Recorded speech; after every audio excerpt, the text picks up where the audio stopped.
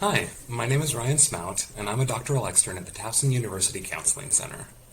For this episode of Mindful Mondays, I want to talk with you about emotion regulation.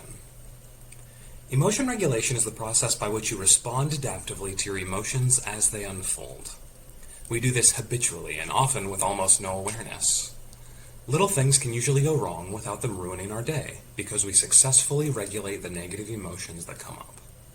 Similarly, if something goes well and we feel excited, emotion regulation keeps us on track, so we don't drop our responsibilities to go running through the streets in celebration. At times, our response to emotions doesn't help us out. This is called emotion dysregulation.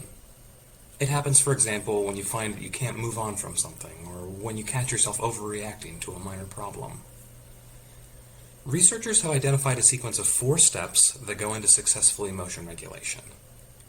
Understanding these steps can help us do it better. The first step occurs as a situation unfolds that is emotionally relevant. In the second step, we direct our attention towards certain elements of the situation. Third, we evaluate and interpret the situation in a process called appraisal. And fourth, we respond to our appraisals behaviorally and physiologically. Often, these 4 steps result in appropriate feelings that helpfully guide our behavior and let us experience life to the fullest. But at other times, things don't go as planned in one of the 4 steps, and we experience dysregulation. A careful examination of actions we can take at each of the 4 steps might offer some insight into how to improve our ability to regulate our emotions more successfully. Consider the first step. A situation unfolds that leaves us feeling miserable. What actions might we take at this point to shift us toward healthy regulation? Well, if we can predict that the situation will cause us problems, maybe we can steer clear of it. A common example of this is that recovering alcoholics learn to avoid bars because if they enter a bar, they know they will drink.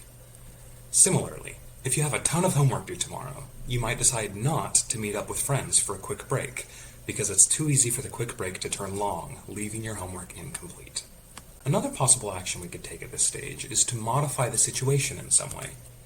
Say you're going to meet up with family members who have very different political opinions than you do, and you always argue bitterly about politics. Rather than avoiding the situation, and therefore your family forever, perhaps you could modify the situation by steering the conversation away from politics whenever it comes up. Doing so would help you feel better, successfully regulating intensely negative emotions before they arise. The second step of emotion regulation is directing your attention toward parts of the situation. To intervene at this step, consider other ways you might deploy your attention. Are you focusing on the one bad part of the situation while ignoring its good parts? Is a negative idea or person living rent-free in your mind? Do you need a momentary distraction or break to help you calm down before you begin to address the situation again? Try to direct your attention in ways that will be best for you in the long term. The third step is appraisal, which refers to your evaluation or interpretation of the situation. Often, we expect situations to be much worse than they are, such as when we catastrophize, or when we interpret someone else's actions to be targeting us, when really they might have had nothing to do with us. To improve your emotion regulation at this step, see if there's a different way to interpret a threatening situation. Could you be misunderstanding another person's motives? Could what looks like a threat actually be an exciting challenge you can rise to overcome?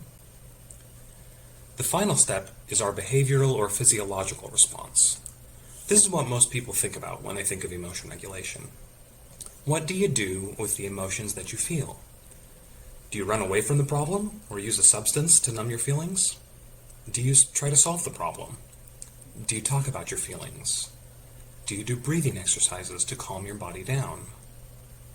The people who are best at emotion regulation choose responses that help them in the long run, even if they're scary or difficult to do at first, such as facing problems or feelings rather than avoiding them. As you can see, there are many different strategies you can use to regulate your emotions. What are the strategies you already use at each phase? Which ones work well? Might any benefit from a little tweaking? What strategy would you like to try out? If you'd like some help figuring out how to better regulate your emotions, consider coming into the Counseling Center for a same-day appointment. Emotion regulation is one of the core goals of therapy.